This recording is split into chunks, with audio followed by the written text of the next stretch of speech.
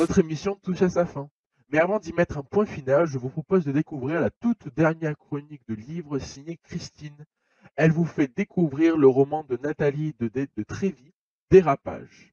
J'adore la première de couverture personnellement. Alors imaginez, vous êtes un curieux invétéré, marié, père de 2 enfants, et vous rencontrez une jeune beauté triste qui oublie son sac dans le train. Alors, vous le lui ramenez, rien bien sûr de plus normal,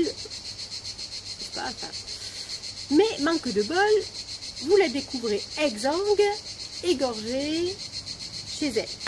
À partir de ce moment, tout dérape.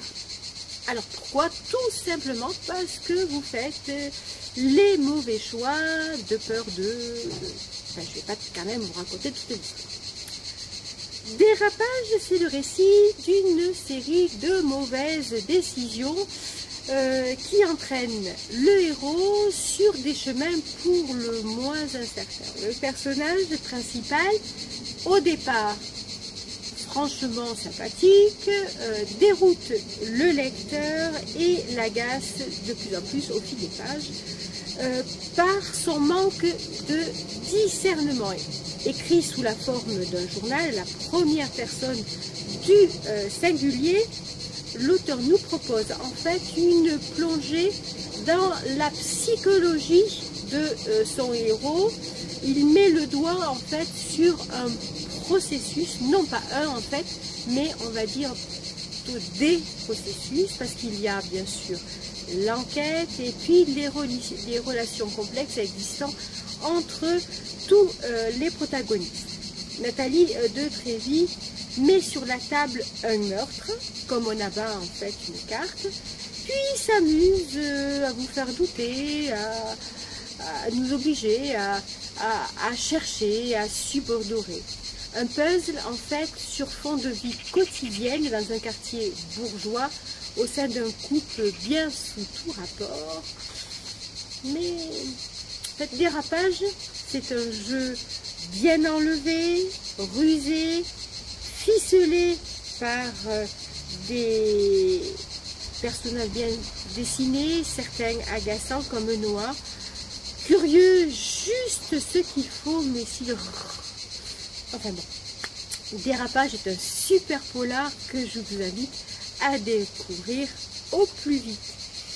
Pour vous en donner un petit peu une touche, voilà, pour faire sentir un peu d'écriture, je vais vous lire le début du chapitre 2. On dit que la curiosité est un vilain défaut, du moins pour la plupart des gens normalement constitués qui sont capables de s'accommoder de la frustration de ne pas savoir. J'entends ici certains clamer que la curiosité est le moteur de la découverte, qu'elle est à notre cerveau ce que le sucre est à nos papilles. J'en conviens. Mais la curiosité, je la consomme en ce qui me concerne à toutes les sauces, un peu comme un passionné de substances narcotiques.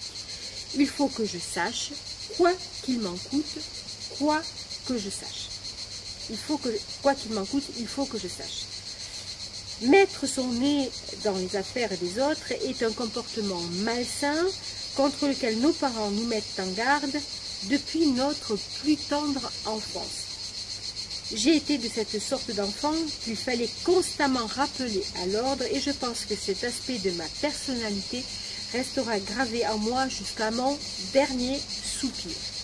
Je ne compte plus les fois où mon comportement imbécile a mis mon entourage dans l'embarras. Bien entendu, il ne faut pas comprendre le terme imbécile dans le sens strict du dictionnaire. Je ne pense pas être dénué d'intelligence ou de capacité à raisonner. J'ai juste une fâcheuse tendance à confondre curiosité et indiscrétion. Voilà, Noah, en fait, c'est défini. À vous de découvrir la suite.